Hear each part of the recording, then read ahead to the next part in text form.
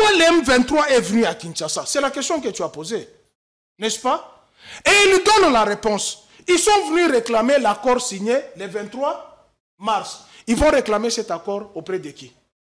Eux qui sont venus à Kinshasa. Les chefs de l'État ne savent pas qu'ils étaient à Kinshasa. Et ils sont venus réclamer cet accord auprès de qui? De Maman Olive. Ces gens ici, ils ont amené la malédiction au pays. Mais ce que nous disons seulement que non, Martin Fayulu, il doit faire attention.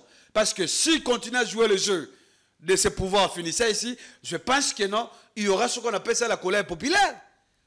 Martin Fayulu, on l'a vu comment il est tombé dans plusieurs contradictions, sans précédent. N'est-ce pas? Contradiction sur contradiction. Mais écoutez, qui a besoin de ce dialogue-là?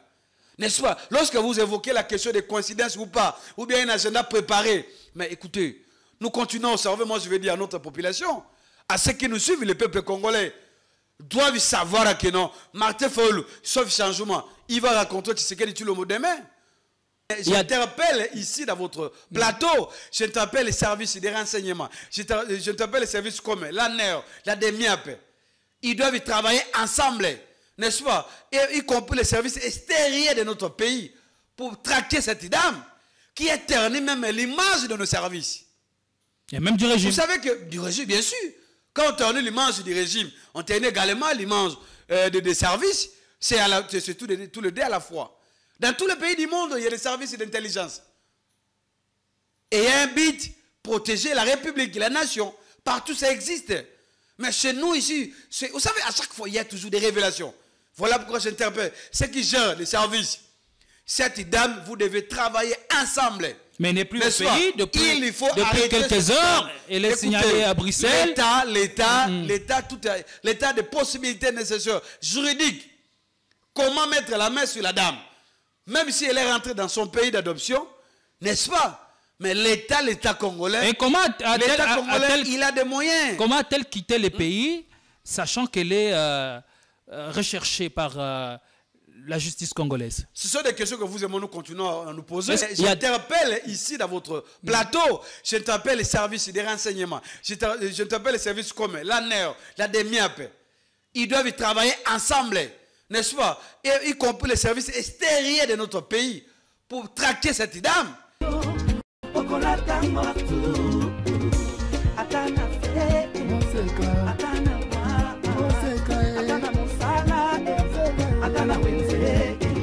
3,5, 4,5 ou 5,5 $, le wax de Maman Moseka vous rend inoubliable. Merci de nous contacter. Non à la balkanisation de la République démocratique du Congo. Le Congo restera un et indivisible.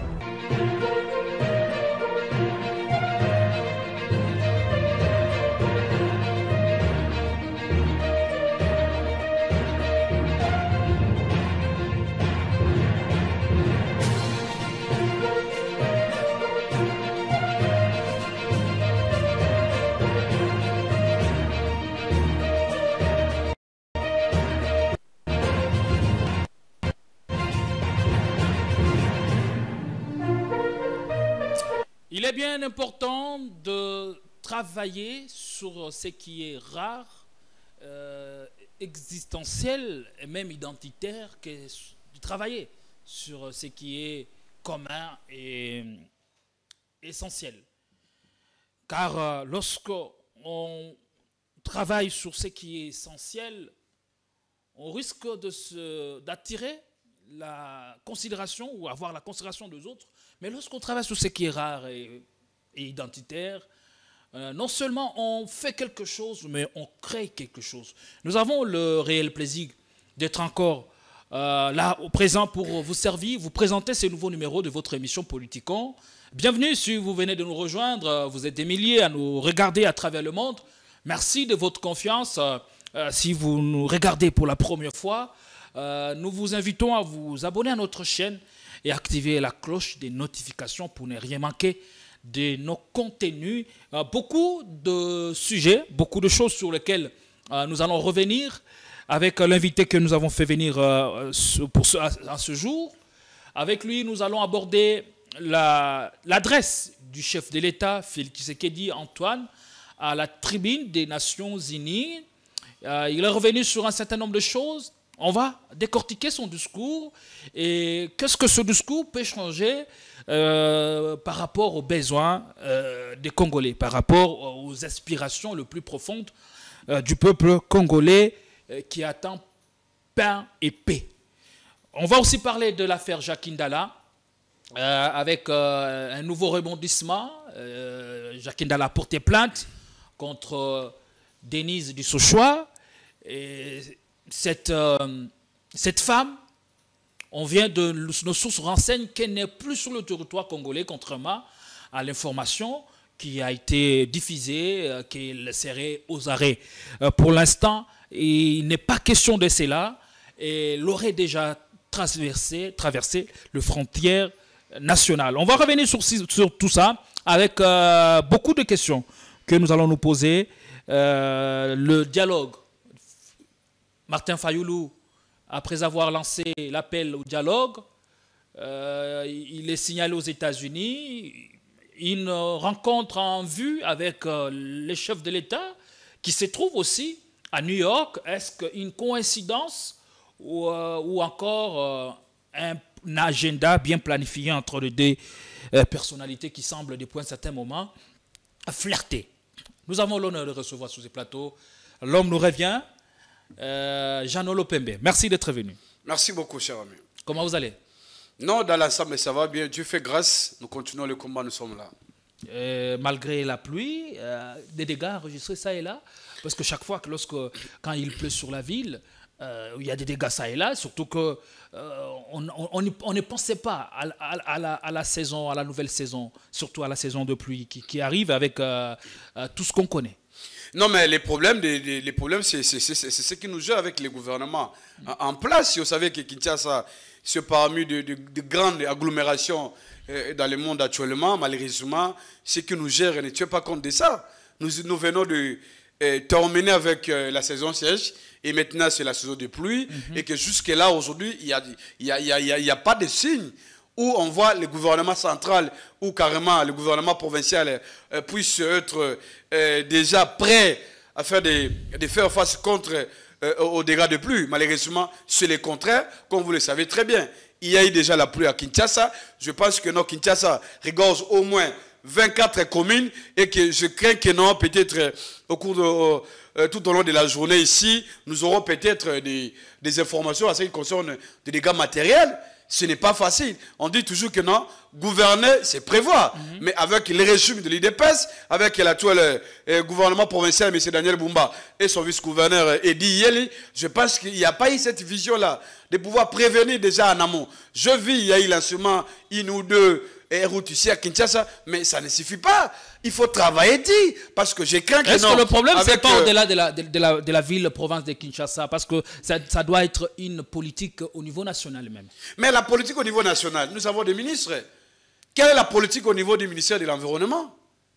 Nous avons tout un ministère d'État où il fallait que le gouvernement, n'est-ce pas, puisse définir clairement sa politique environnementale. Mais actuellement, ce n'est pas le cas parce que nous avons des difficultés. Ce ministère-là est resté peut-être pour des forums internationaux. Là, on voit Mme F. Bazaïba avec sa délégation aller prononcer de belles discours. Mais les contraintes, c'est autre chose. Pourquoi? Parce que même au niveau national, au niveau provincial, dans nos provinces, ça se passe comment? Est-ce que réellement, il y a une politique comment nous pouvons faire face contre les dégâts de pluie? Je ne pense pas. Et pourtant, aujourd'hui, avec les rapports des scientifiques, ceux qui sont dans ce domaine-là, nous sommes déjà en alerte que non, il y aura des grandes pluies. Et ce sont des pluies où ça peut créer même plus de dégâts matériels, de morts d'hommes, même si je ne souhaite pas. Mais il est temps de prévenir, il est temps de travailler pour éviter les débats. Comment on appelle ça, les dégâts? Au cas contraire, je pense que avec nos carnivores de Kinshasa ici, ça sera catastrophe. Rien que la pluie d'aujourd'hui. Allez voir ce qui se passe. Mais il faut aussi appeler la population, le Quinois, à ne pas construire sur des terrains accidentés. Des constructions anarchiques font que le problème demeure et que malgré la bonne foi ou les mesures qu'on peut avoir, eh bien, cela va battre de l'aile. Non, mais vous savez, la population aujourd'hui, elle est victime. Même si la population doit participer dans la gestion de la cité, notamment sur la protection de l'environnement. Mais écoutez, lorsque la population achète, la population est victime, la population, il y a des terrains marécageux où on ne peut pas acheter. Mais ce sont l'État, ce sont les agents de l'État. Ils sont là pour vendre des terrains à la population.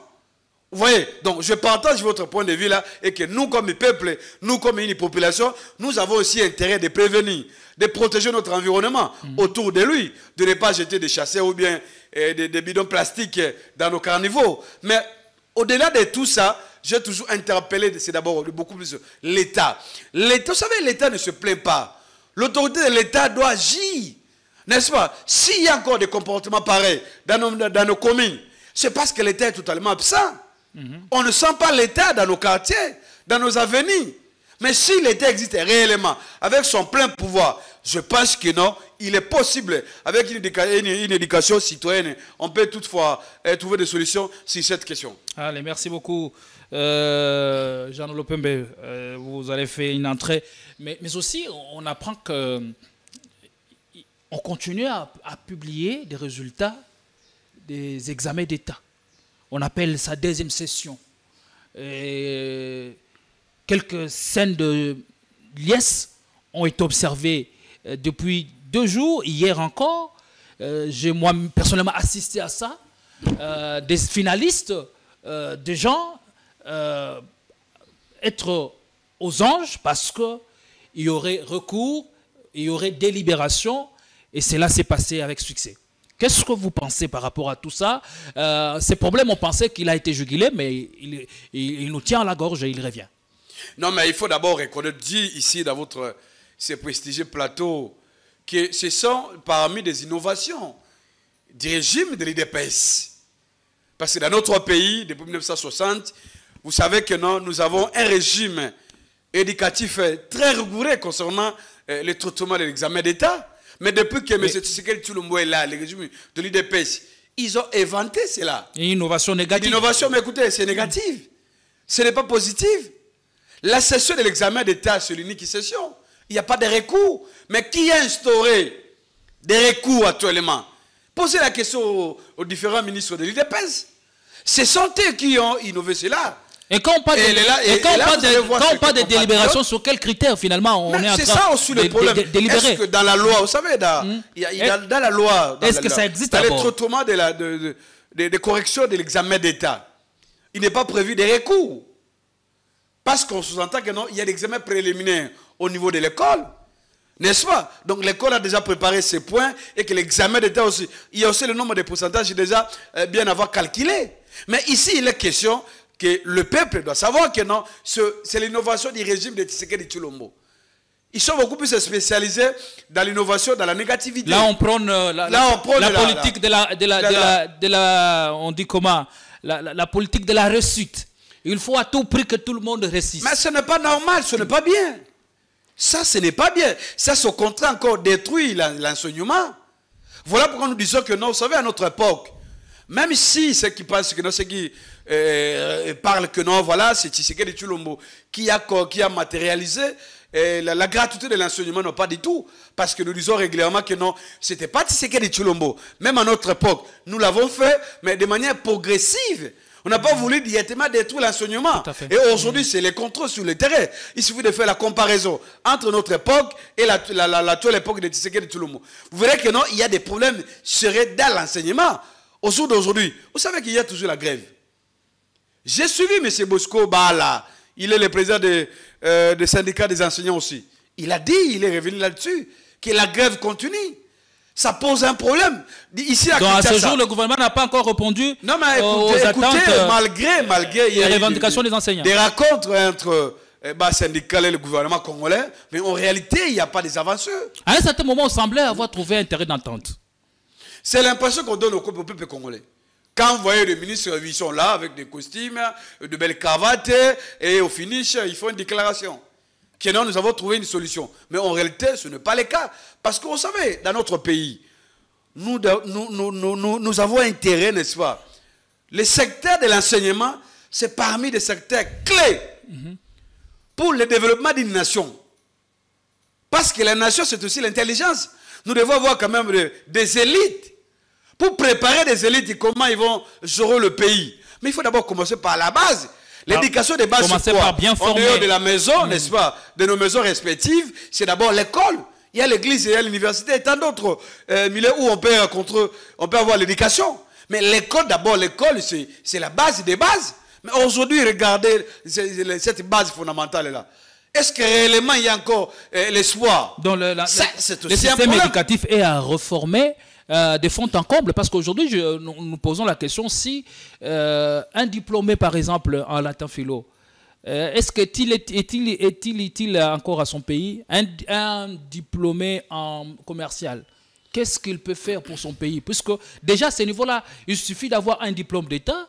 Ailleurs, tout le monde n'a pas la vocation d'aller jusqu'à l'université. Bien sûr. Voilà, oui. avec votre diplôme d'État, vous pouvez déjà servir votre pays. Avec nos nouveaux diplômés en maths physique, qu'est-ce qu'il peut faire pour le pays? Non, mais écoutez, c'est vrai, il y a eu l'évolution de l'enseignement de manière sur le plan international. Il y a eu une évolution positive. Mais aujourd'hui, dans notre pays, ce sont des questions que nous devons réfléchir davantage. Ce n'est pas que non, il faudrait tout refaire. Non, pas du tout. Il y a eu des ministres qui se sont succédés dans ce ministère-là. Mais il fallait porter des réformes. Parce que je sais qu'à l'époque, à notre époque, vous savez, il y a eu des collègues, nos amis de pédagogie, n'est-ce pas? C'était après l'examen d'État.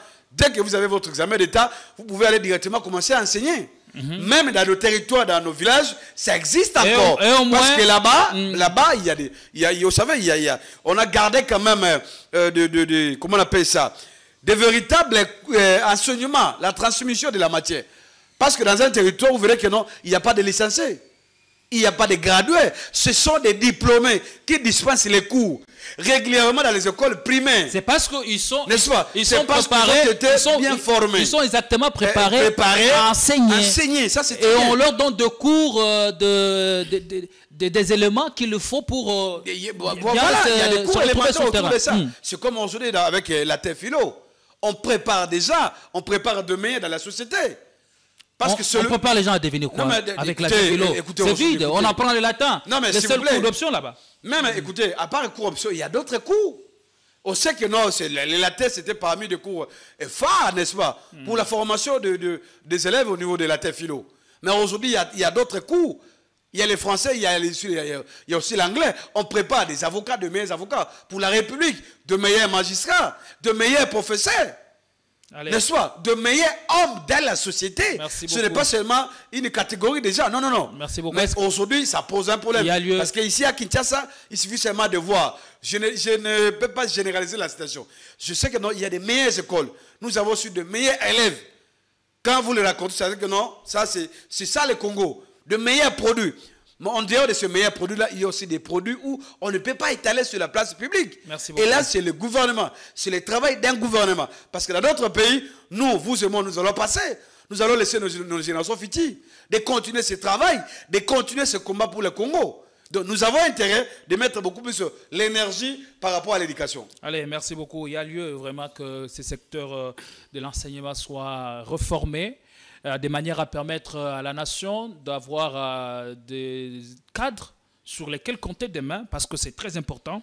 Et aujourd'hui, avec ces systèmes, ils ne profitent absolument en rien.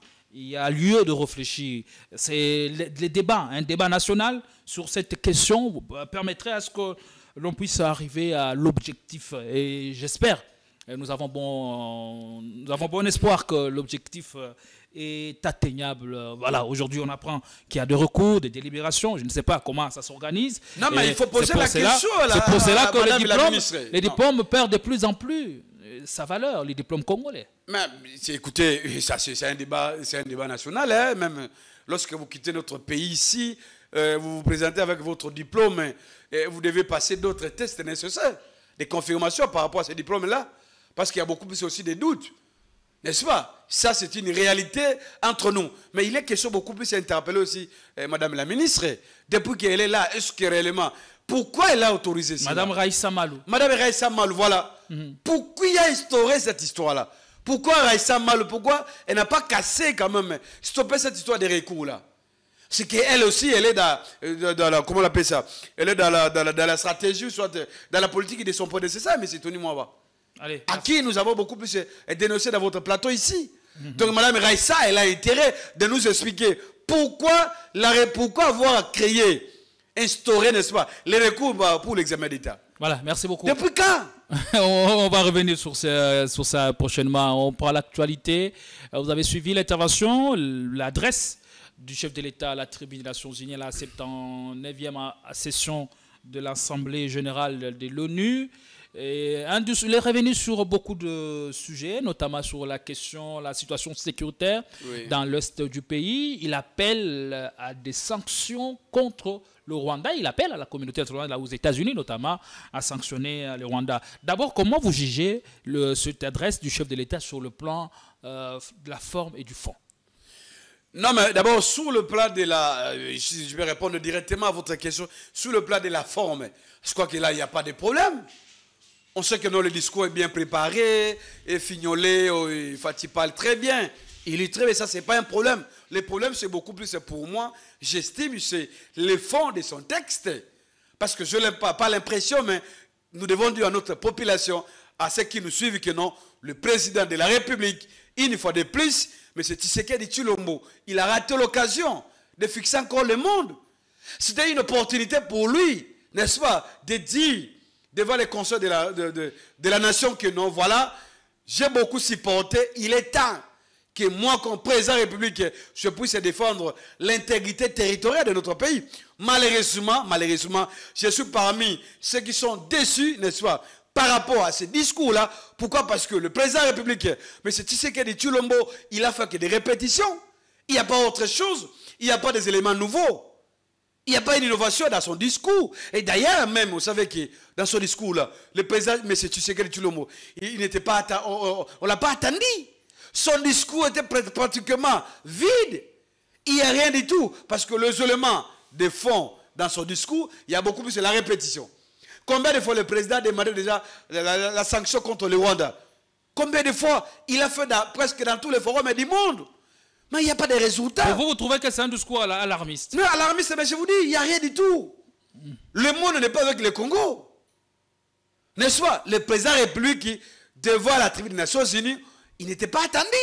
Donc, parce que il aurait mieux fait, par exemple, devant à la tribune des Nations Unies, de changer de cap ou encore de fixer un nouveau cap pour le pays. Mais par exemple, leur dire la coopération que nous avons aujourd'hui, la bilatérale avec les États-Unis ou encore avec tel pays, ne nous a pas profité. Et là, nous nous sommes décidés de changer de cap. Ce genre de discours passerait, vous le pensez? Non, c'est probablement possible. Vous avez suivi le discours du président ukrainien. Il a dit clairement devant la tribune comment l'homme a défendu son pays. Son pays, il est en pleine guerre, n'est-ce pas, avec la Russie. Vous voyez son discours vis-à-vis de ce partenaire. Chez nous, ce n'est pas le cas. Le discours de Fatih, c'est juste une consommation sur le plan interne ici. N'est-ce pas, créer un débat entre nous. Mais ceux qui dirigent le monde, les décideurs, n'est-ce pas, ils n'ont pas retenu quelque chose avec le discours de Tshisekedi. Pourquoi? Parce que sa diplomatie, sur le plan international, continue à patauger.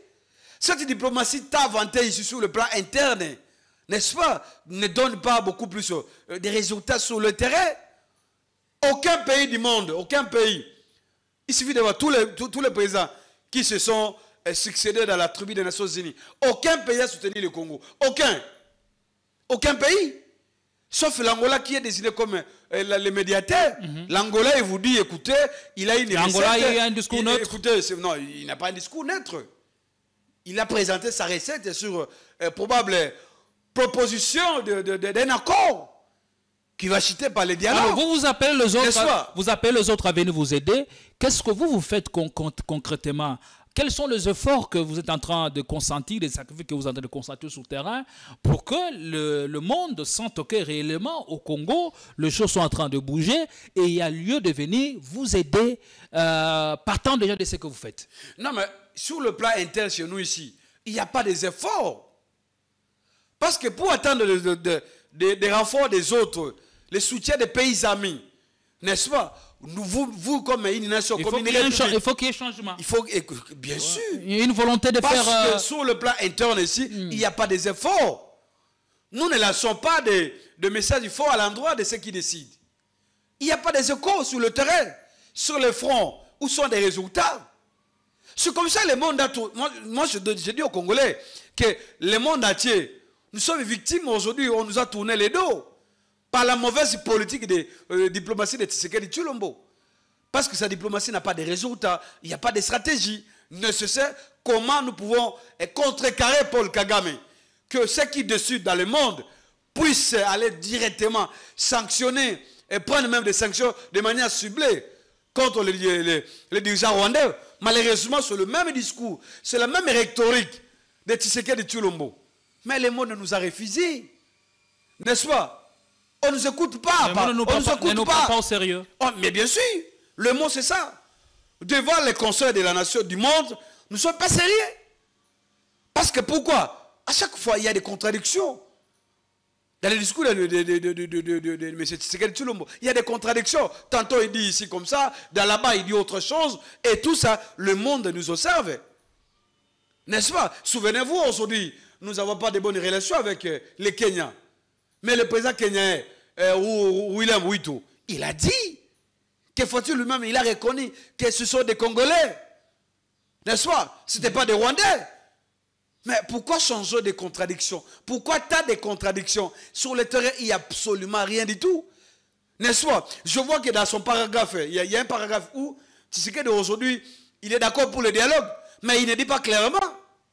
Il ne le dit pas clairement, n'est-ce pas? Mais lorsque vous lisez... C'est ce que justifierait la présence de Martin Fayulu à New York aussi? Je ne sais pas si c'est juste une simple coïncidence où l'agenda était bien planifié entre les deux personnalités, parce qu'au sein de l'opinion, on estime que Martin Fayulu n'a fait que répondre à la volonté ou à l'envie du pouvoir de vouloir avoir un dialogue pour baliser les chemins vers peut-être le changement de la Constitution, même le changement aussi des mandats du chef de l'État.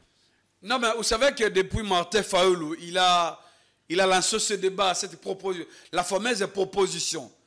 Parce que logiquement, Martin Fayulu, il est l'envoyé spécial de Tshisekedi Tshilombo. Celui qui porte le message. A-t-il proposé ou a-t-il appelé les Congolais à la cohésion nationale? Dans la classe politique congolaise, c'est Martin Fayulu qui joue le jeu actuellement.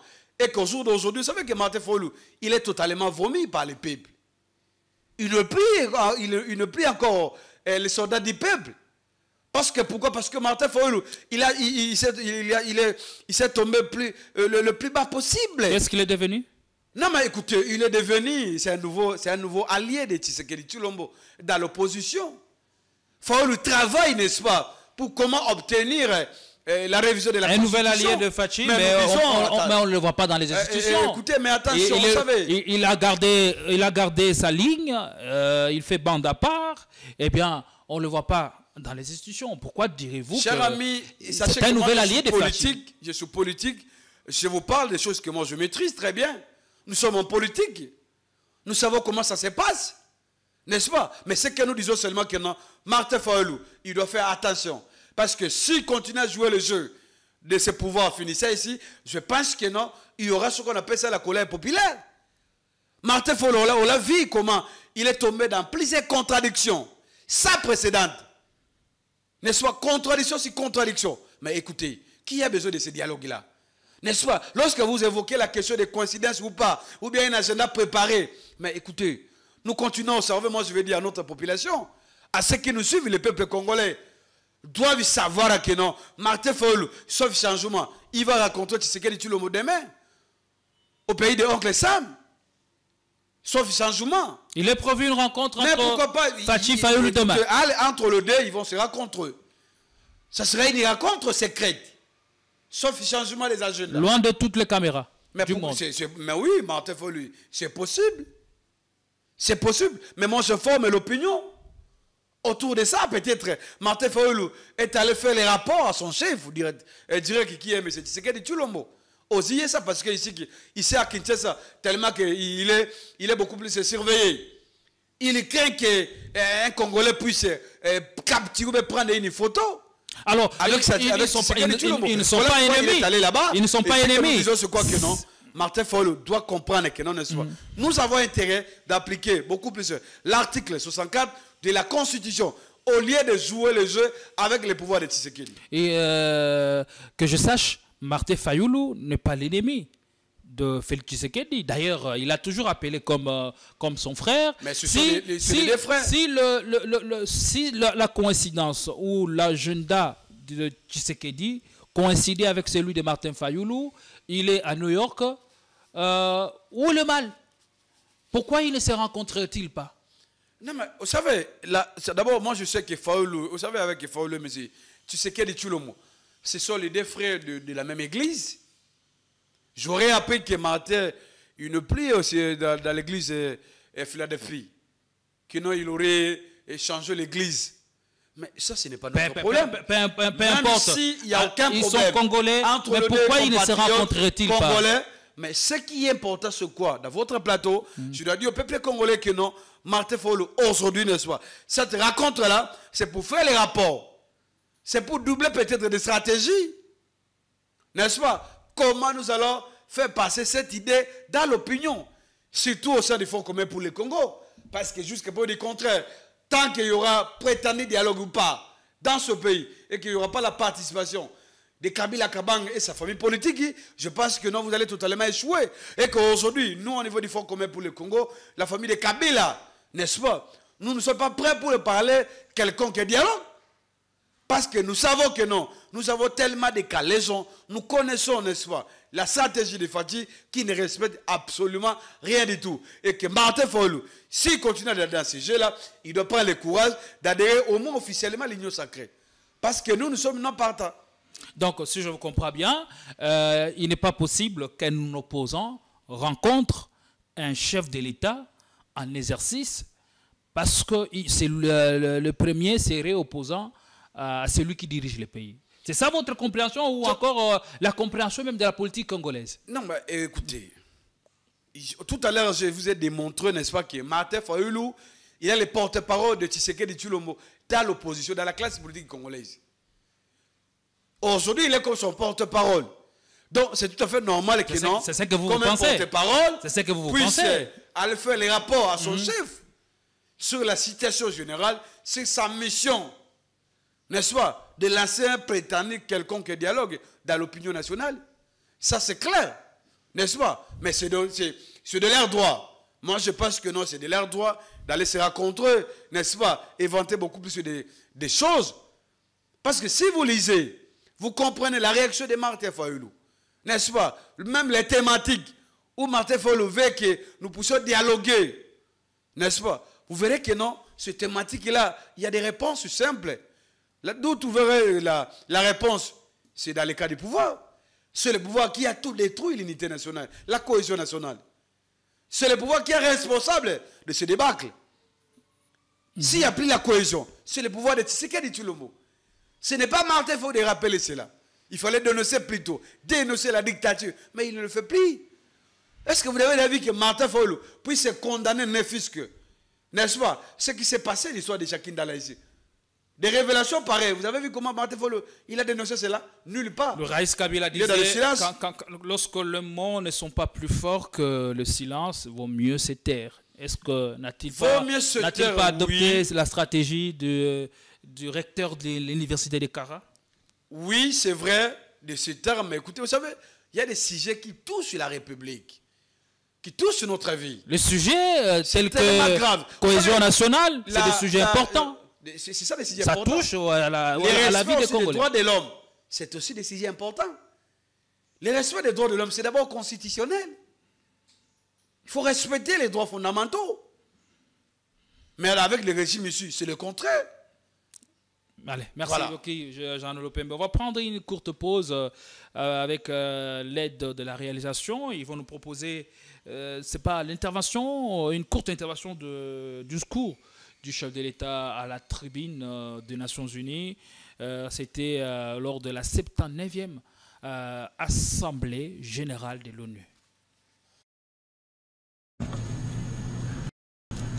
Monsieur le Président, la situation dans l'Est de la République démocratique du Congo est particulièrement préoccupante.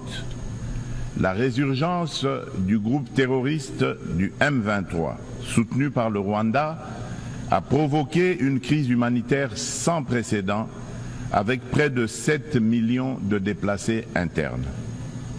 Cette agression constitue une violation majeure de notre souveraineté nationale. Nous appelons la communauté internationale à condamner fermement ces actes et à imposer des sanctions ciblées contre le Rwanda pour son rôle déstabilisateur et néfaste. Nous exigeons le retrait immédiat et inconditionnel des troupes rwandaises de notre territoire. Bien que les récentes initiatives diplomatiques telles que les pourparlers de Luanda soient encourageantes, elles ne doivent aucunement occulter l'urgence de cette action essentielle. La République démocratique du Congo s'engage activement à établir une paix durable dans l'est du pays et à promouvoir le développement économique ainsi que le bien-être social des communautés meurtries par ce conflit armé. Elle ne ferme cependant pas la porte à toute opportunité qui l'amènera à cette paix tout en n'aliénant pas sa souveraineté, encore moins son intégrité territoriale. Dans cette optique, elle est résolument engagée dans la mise en œuvre de la feuille de route adoptée dans le cadre du processus de Luanda, que je soutiens fermement, qui promeut un dialogue. Voilà, Maître Jean Lopembe, que pensez-vous de ce discours qui retrace l'évolution de pourparlers au niveau de, grâce ou sous les auspices de Joao Lourenço, et aussi la situation sécuritaire sur le terrain, les pays qui s'engagent à mettre une croix à ceci. Qu'est-ce que vous pensez de ce discours? Votre commentaire, puis on va passer à autre chose. Non, mais le pays s'engage dans un dialogue de dialoguer. Donc, sur le plan diplomatique, sur le plan militaire, il n'y a pas de résultats. C'est comme ça que non, le président dit que nous sommes résolument dans son gouvernement. Donc la solution à la crise de l'Est ne sera pas militaire. Non, mais écoutez, ça c'est la réaction du monde. Nous avons dit, nous comme les FCC, nous avons dit qu'il fallait porter des solutions militaires sur le terrain.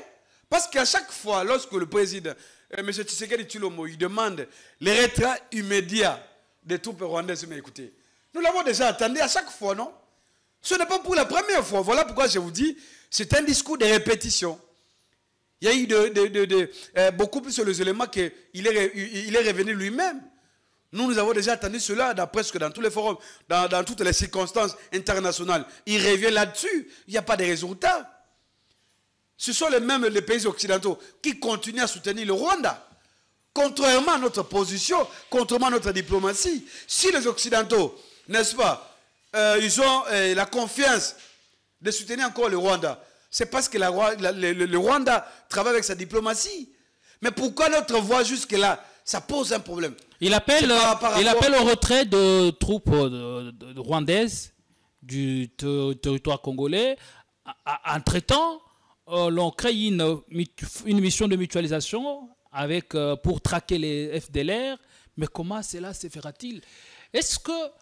Et comment les Rwandais sont-ils entrés? Parce que nous nous souvenons, nous rappelons, dans l'EAC, le Rwanda qui fait partie de cette communauté d'Afrique de l'Est avait tenté d'envoyer aussi ses militaires.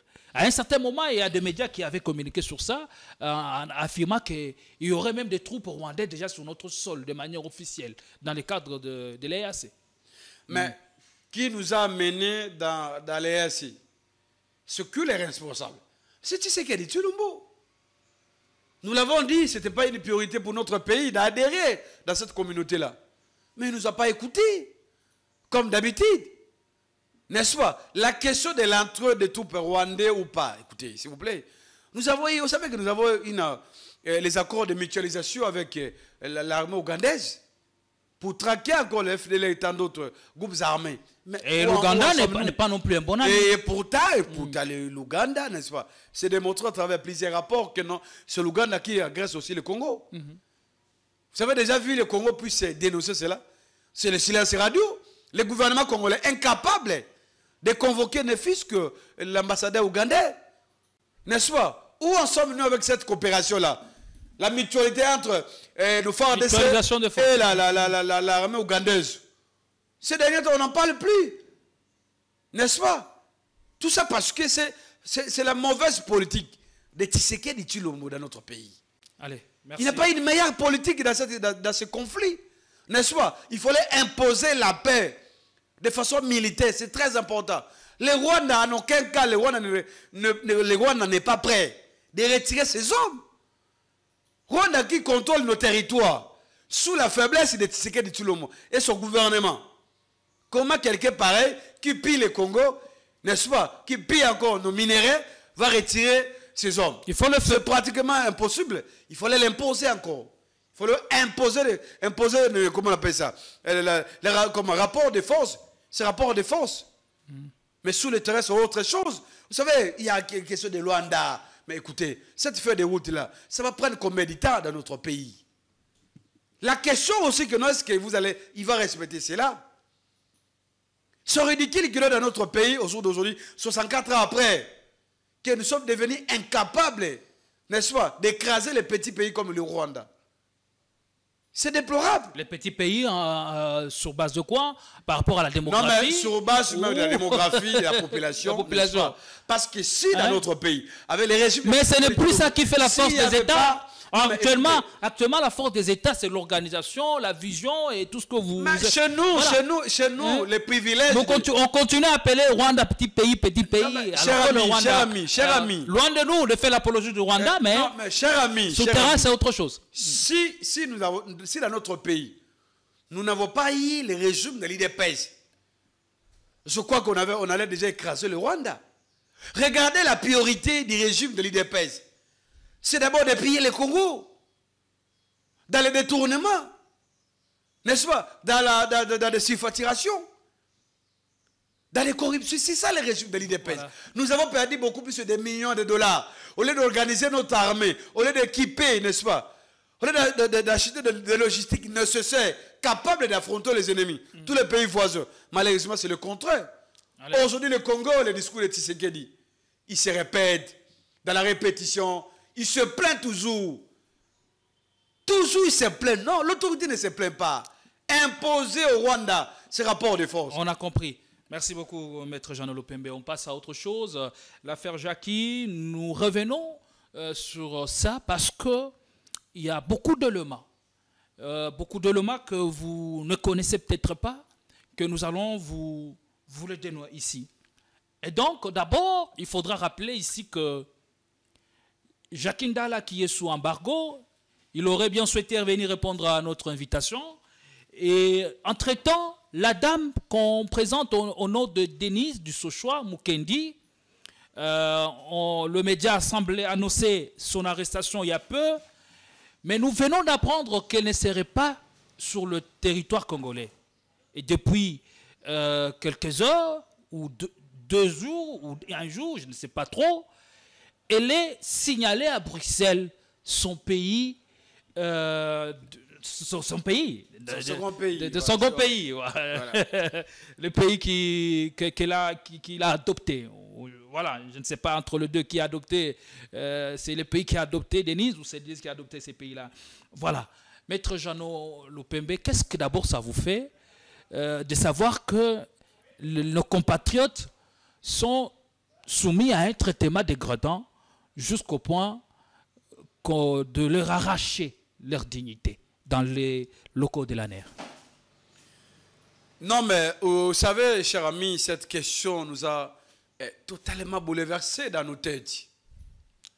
Dans un pays de droit, dans un pays où la Constitution doit primer, n'est-ce pas, dans nos têtes, mais je suis étonné que non, il y a encore des pratiques pareilles dans nos institutions, dans nos services. C'est tellement gravissime. Lorsque j'ai suivi la vidéo de notre compatriote Jacques Ndala, n'est-ce pas, dans une vidéo de 35 minutes, j'ai failli pleurer. Je dis, Seigneur Jésus, est-ce que dans notre pays, nous avons encore des hommes sur cette terre. Pourquoi infliger, n'est-ce pas, ces comportements faux ou vrais? Mais pourquoi arriver à ce stade? Est-ce que réellement Jakindala, n'est-ce pas, pour des simples déclarations que nous faisons dans vos émissions ici? Arrêtez pour déclaration politique. Est-ce que nous, pour des simples opinions politiques, est-ce que c'est pour autant que non, arracher la dignité d'un homme? Même si jusque-là, il y a encore des doutes qui persistent.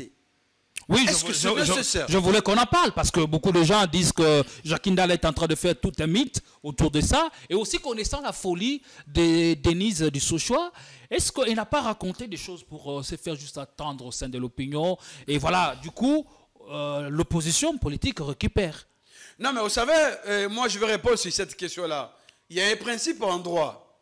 La preuve de la charge, la preuve de la charge, comment? La preuve incombe au demandeur.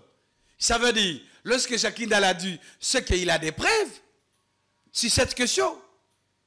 Comme responsable, comme un acteur politique de l'opposition, je ne pense pas qu'il a intérêt de susciter encore de débat autour de cette question, si c'est vrai ou faux. Mais néanmoins, je sais que non, au regard de ce principe-là, n'est-ce pas, que la preuve est comme au demandeur, et que, eh bien, écoutez, au moment porté, il va brandir cela sur la place publique.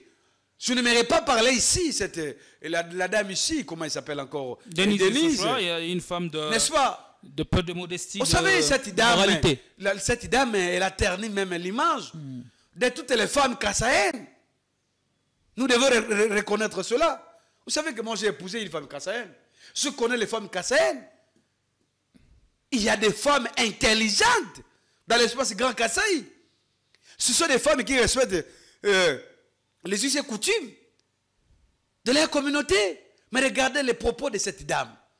Est-ce que réellement cette dame, elle a ce déplacé sur la terre? Et moi, j'interpelle dans votre micro ici. S'il vous plaît. Pourquoi on ne fait rien pour ne pas faire prospérer la bêtise, pour l'arrêter dans ce qu'elle fait? Voilà pourquoi j'interpelle ici dans votre plateau. J'interpelle les services de renseignement. J'interpelle les services comme l'ANER, la DEMIAP. Ils doivent travailler ensemble, n'est-ce pas? Et y compris les services extérieurs de notre pays pour traquer cette dame qui a terni même l'image de nos services. Et même du régime. Vous savez que du régime, bien sûr. Quand on ternit l'image du régime, on ternit également l'image des services. C'est tout le deux à la fois. Dans tous les pays du monde, il y a des services d'intelligence. Et il y a un but, protéger la République, la nation. Partout, ça existe. Mais chez nous ici, vous savez, à chaque fois, il y a toujours des révélations. Voilà pourquoi j'interpelle ceux qui gèrent les services. Cette dame, vous devez travailler ensemble. Mais elle n'est plus au pays depuis quelques heures. Elle est signalée à Bruxelles. L'état des possibilités nécessaires, juridiques. Comment mettre la main sur la dame? Même si elle est rentrée dans son pays d'adoption, n'est-ce pas? Mais l'État congolais, et comment il a des moyens. Comment a-t-elle quitté le pays, sachant qu'elle est recherchée par la justice congolaise? Ce sont des questions que vous et moi nous continuons à nous poser. Est-ce qu'il y a une complicité là déjà? Parce que ce sont des questions que vous et moi nous continuons à nous poser, n'est-ce pas? Nous discutons régulièrement sur ces questions-là. Mais néanmoins, je vais vous dire une chose. Je lis également les communiqués de son parti politique. Comment une dame pareille, comment elle peut obtenir l'agrément d'un parti politique dans un pays comme le nôtre? Alors on ne comprend plus rien. Elle est à la fois politique. À la fois, elle est journaliste, on ne comprend absolument rien. Influenceuse. On ne comprend absolument rien du tout. Voilà pourquoi je dis ceci. Avec tout ce qui s'est passé dans notre pays, je sais que non, les dignitaires du régime Tshisekedi, ils me suivent en ce moment. J'interpelle même le VP de l'Intérieur, le confort ici, Jacquemin Chaban. Il a intérêt, n'est-ce pas, de stopper rapidement l'existence juridique de ce parti politique FDD, de madame, Denise Mukendi. Je ne peux même, elle ne mérite même pas qu'on l'appelle madame. Elle ne mérite pas. Le ministre de l'Intérieur doit retirer l'agrément de ces partis politiques-là. On doit dissoudre ces partis politiques dans notre arsenal juridique. Ce n'est pas normal. Cette femme, elle est qui dans ce pays où elle peut avoir l'opportunité d'accéder dans des gelées des années. Comment vous trouvez ça? C'est la question que... Pendant que est-ce que ne voyez-vous pas là... L'année travaille avec beaucoup d'intelligence. Attendez, est-ce que ce n'est pas là que le flou persiste ou que le flou commence? Parce que la dame, à moins qu'un document contre nous le prouve, elle n'est pas agent officiel de l'ANER. Alors, quelle influence a-t-elle sur les agents de l'ANER pour téléguider les agents, imposer des ordres et faire même arrêter des compatriotes congolais? Je vous ai dit, ce sont des questions que nous continuons à nous poser. Jusque-là, il y a tellement de flou, on ne sait pas. Mais ce que moi je sais, n'est-ce pas, comme politique, la dame a cité les noms même, les noms d'un ancien administrateur de l'ANER. Cette dame a cité son nom. C'est gravissime ça. Dans un pays sérieux, on ne peut pas ternir les images, n'est-ce pas, des services de renseignement, militaires ou civils. On ne peut pas. Mais chez nous ici, quelle est cette folie-là? Qui a donné l'accès à cette dame? Parce que nous croyons, vous savez que, moi je suis avocat, nous croyons par rapport à ce dit. N'est-ce pas? Que j'ai entré, j'ai eu l'accès, j'ai filmé, Nanko. Elle s'attaque à tout le monde, ça vergogne. Comment vous jugez cela? Et c'est même attaqué au directeur de la francophonie. Directeur de la francophonie. C'est gravissime encore. Jusque-là, je sais le monsieur Isidore Kwanza, il n'a pas encore réagi officiellement. Mais c'est gravissime. C'est tellement gravissime. Est-ce que c'est ça les pouvoirs? C'est ça la finalité du pouvoir? L'état des droits est où? L'état des droits est où? Les slogans phares les patriarches et Tshisekedi Mulumba, son slogan, l'état des droits est où? C'est par terre. Donc aujourd'hui, l'État ne respecte plus les droits de l'homme dans notre pays. Sous ce régime de l'IDPS, le respect des droits de l'homme, ça n'existe pas. C'est gravissime. Même dans notre coutume, dans nos mœurs, c'est tellement grave qu'au jour d'aujourd'hui, avec le 21e siècle, on peut imposer ce genre de traitement. Et pourquoi c'est ça ailleurs. Attendez. On peut le faire ça, mais d'une autre manière. Je vous relance. Pourquoi ces cas surgissent maintenant alors que la RDC va avoir un siège de membres de pays non permanents à l'ONU? Non, mais je dois vous dire que le Congo... Est-ce que ne soupçonne pas une main noire derrière? Je ne sais pas s'il y a une main noire ou pas, mais je sais que dans notre pays aujourd'hui, nous avons un problème des droits de l'homme. Il y a eu plusieurs cas de violation des droits de l'homme. Il y a eu plusieurs cas de dictature, comment on appelle ça, des arrestations arbitraires, des arrestations des opposants. N'est-ce pas? Nous, la famille politique de Kabila, nous avons été également aussi nous avons enregistré plutôt des victimes. Il y a d'autres camarades qui sont... Beaucoup de communicateurs qui sont d'ailleurs en cavale, puis sur Romain, Roland, Papitamba, Claude Machala. Nous autres ici, ils ne savent pas s'exprimer aujourd'hui. Nous continuons à supporter, nous continuons à défendre la République. Mais vous êtes toujours sous menace. N'est-ce pas? Mais je vous dis, le respect des droits de l'homme est où? Voilà pourquoi nous disons que non, le Congo ne mérite pas ces postes au Haut Commissariat des Nations Unies pour les droits de l'homme. Le Congo ne mérite pas ces postes. Parce que nous ne sommes pas un pays modèle en matière de respect des droits de l'homme. Nous ne sommes pas un pays modèle. Voilà pourquoi il y a eu plusieurs actions sur le plan interne comme à l'extérieur, des mémos, des déclarations que nous avons déposées, n'est-ce pas? Il y a d'autres compatriotes qui sont allés déposer cela au niveau des hauts commissaires des Nations Unies pour les droits de l'homme, pour démontrer que non, le Congo ne mérite pas ces postes. Parce que dans notre pays, voici des cas de violation des droits de l'homme. Depuis que le régime de l'IDPS est là, depuis 2019 jusqu'au jour d'aujourd'hui, nous avons enregistré combien de cas? Les cas sont tellement légers. Merci beaucoup.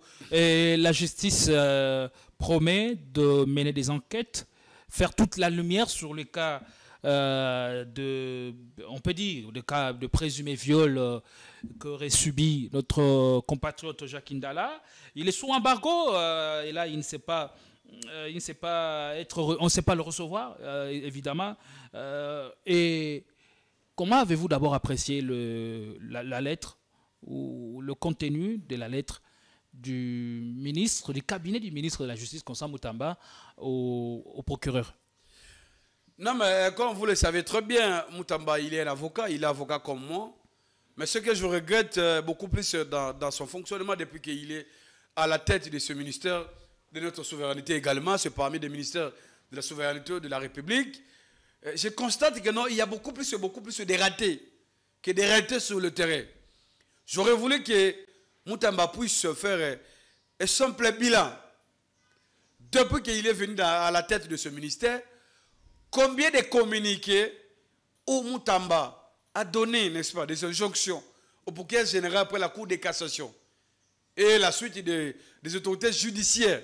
Est-ce qu'il de faire des enquêtes, il ne lui appartient pas de les faire? Des résultats. Est-ce qu'il ne lui appartient pas de le faire? Il a intérêt aussi de communiquer. Il y a eu beaucoup de communiqués, ce genre de communiqués. Moi, je suis content qu'il s'est mis debout.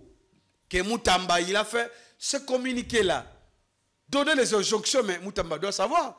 Moutamba a un pouvoir. Il peut donner les injonctions seulement au procureur général après la Cour de cassation. Et non pas d'autres procureurs généraux de la République. C'est juste le contraire. Et ça, ce n'est pas normal. Il est avocat, il doit respecter la procédure, il doit respecter la loi. Ce que la loi prévoit. Je lis dans son communiqué là. N'est-ce pas? Il donne des injonctions, c'est bien. Mais ce qui est encore grave, lorsque Moutamba demande à M. Jacques Ndala de présenter un certificat, c'est gravissime. On veut étouffer l'affaire?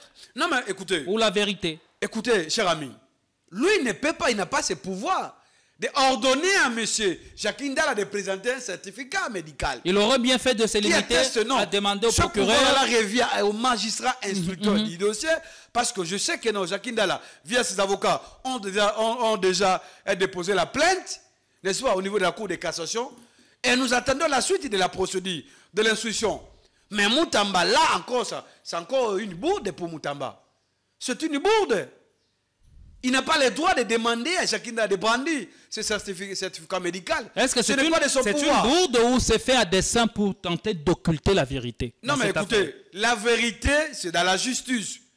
C'est à l'issue des enquêtes que nous saurons entre vous et moi sur cette affaire-là. N'est-ce pas? Mais dès lors qu'il y a dans son communiqué, ça pose un problème. Voilà pourquoi nous disons que non, Moutamba doit cesser avec cette politique de théâtralisation. Hein, de faire à tout moment montrer que non, voilà, je suis là. Non, ce n'est pas ça. Le peuple congolais n'a pas besoin de ça, de cette théâtralisation.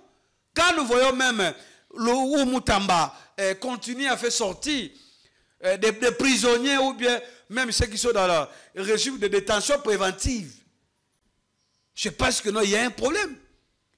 N'est-ce pas? Partant de la loi, le ministre de la Justice, il a le pouvoir, n'est-ce pas, de libérer des prisonniers définitifs qui ont déjà, n'est-ce pas, dépassé un quart de leur condamnation. Là, avec les rapports du directeur de la prison, il peut les libérer. Il peut accorder la liberté conditionnelle. N'est-ce pas? Mais libérer le détenu préventif, je crois que ça c'est violer encore la loi. Ce n'est pas son pouvoir à lui. Lui n'a pas cette compétence-là. N'est-ce pas? Seule la loi donne aux magistrats ce pouvoir-là, n'est-ce pas, d'apprécier la liberté provisoire pour le détenu préventif. Et non au ministre de la Justice. Voilà pourquoi je vois il y a déjà des actions parlementaires. Et je demanderais, les députés doivent prendre le courage, n'est-ce pas, de prendre une motion de défiance contre Constant Moutamba. Aujourd'hui, au jour d'aujourd'hui, Moutamba mérite, n'est-ce pas, une motion de défiance. Merci beaucoup. On va revenir sur le sujet. Parce que c'est pour l'intérêt de la nation. Merci beaucoup. Est-ce que vous voyez cette affaire aboutir et arriver jusqu'à voir des sanctions contre la nommée Denise Dussochoa dans cette affaire? Est-ce que l'État peut jouer le franc jeu, par exemple, faciliter au moins la procédure pour qu'une fois la vérité éclate? Non, mais je doute fort parce que nous avons beaucoup de cas. Il y a eu beaucoup de cas dans notre pays ici. Il y a eu des morts d'hommes et des politiques, des militaires comme des acteurs de la société civile. Il n'y a eu pas de suite par rapport à cela. Et quand on ne s'est pas sanctionné, ça veut dire que ça vous profite. C'est-à-dire quoi? Ici, moi je interpelle le régime et le service. Ils ont intérêt que cette affaire aille jusqu'au bout. Comme ça, nous sachons réellement la vérité autour de cette question-là. Au cas contraire, chercher moyen à étouffer la procédure, je pense que, ben, écoutez, cette histoire-là va coller les régimes davantage. Merci beaucoup. Merci. On est arrivé à la mission. Merci, Maître Jean Lopem d'être venu. Merci à vous toutes et à tous de nous avoir regardés. Nous vous retrouverons pour d'autres émissions. Portez-vous bien car chaque jour est une vie. Merci de votre fidélité.